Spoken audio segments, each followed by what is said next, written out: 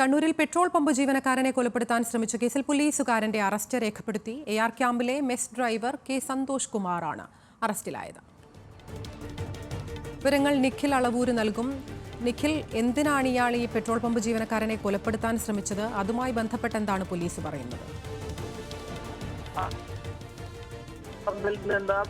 ഇന്ധനം നിറച്ചതിന് ശേഷം പണം നൽകാതെ കടന്നുകളയാൻ ശ്രമിച്ചതാണ് ഈ സംഭവങ്ങളുടെ തുടക്കം. പോലീസുകാരനായ സന്തോഷ് കുമാർ ഇന്നലെ വൈകിട്ട് 3:30 കണ്ണൂർ നഗരത്തിലെ തന്നെ പെട്രോൾ പമ്പിലെത്തി ഇന്ധനം നിറയ്ക്കുകയും എന്നാൽ പണം നൽകാതെ പോകാൻ ശ്രമിക്കുകയും ചെയ്തത്. ഇത് ജീവനക്കാരൻ തടഞ്ഞു.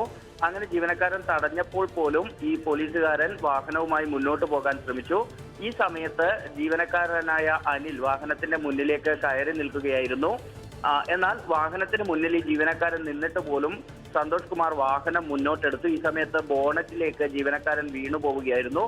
എന്നിട്ട് പോലും ആ ജീവനക്കാരൻ ബോണറ്റിൽ അപകടകരമായ രീതിയിൽ ഇരിക്കുമ്പോൾ പോലും ആ വാഹനം അമിത വേഗതയിൽ ഓടിച്ച് പോവുകയാണ് ചെയ്തത്. അതിന്റെ CCTV ദൃശ്യങ്ങളും ഇന്നലെ തന്നെ പുറത്തുവരികയും ചെയ്തു. ഈ ദൃശ്യങ്ങളുടെ കൂടി അടിസ്ഥാനത്തിലാണ് സിറ്റി പോലീസ് കമ്മീഷണറുടെ നിർദ്ദേശപ്രകാരം ശക്തമായ നടപടികളിലേക്ക് തന്നെ കടന്നത്. ഇന്നലെ തന്നെ സന്തോഷ് കുമാറിനെ സസ്പെൻഡ് ചെയ്യാനുള്ള ഉത്തരവ് city police commissioner Ajith Kumar പുറപ്പെടുവിച്ചിരുന്നു. ഇന്നലെ കസ്റ്റഡിയിലെടുത്ത സന്തോഷ് കുമാറിന്റെ അറസ്റ്റ് ഇന്ന് രാവിലെയോടുകൂടിയാണ് രേഖപ്പെടുത്തിയത്. മറ്റൊരു പ്രധാനപ്പെട്ട കാര്യമെന്ന് പറയുന്നത് സന്തോഷ് കുമാർ നേരത്തെയും ഇത്തരത്തിലുള്ള കൃത്യങ്ങളിൽ ഇടപെട്ടയാളാണ് എന്നുള്ളതാണ്. മാസങ്ങൾക്ക് മുൻപ് കണ്ണൂർ കലക്ടറേറ്റിന് മുന്നിലെ പെട്രോൾ പമ്പിലേക്ക് പോലീസ് ജീപ്പ് ഓടിച്ചു കയറ്റിയ കേസിലെയും കൂടി പ്രതിയാണ് ഈ പറയുന്ന സന്തോഷ് കുമാർ എന്ന് പറയുന്നത്. ഇതിന്റെ കൂടി പശ്ചാത്തലത്തിലാണ് ശക്തമായ വകുപ്പ് തല നടപടികൾ കൂടി സ്വീകരിച്ചിരിക്കുന്നത്.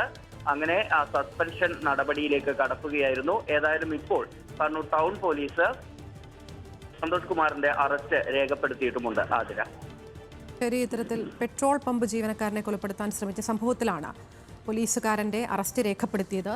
അതോടൊപ്പം പോലീസുകാരനെ സസ്പെൻഡ് ചെയ്യാനും ഉത്തരവുണ്ട് എന്നുള്ളതാണ് മനസ്സിലാകുന്നത്. വിശദാംശങ്ങൾ നൽകുകയായിരുന്നു നിഖിൽ അളവൂർ.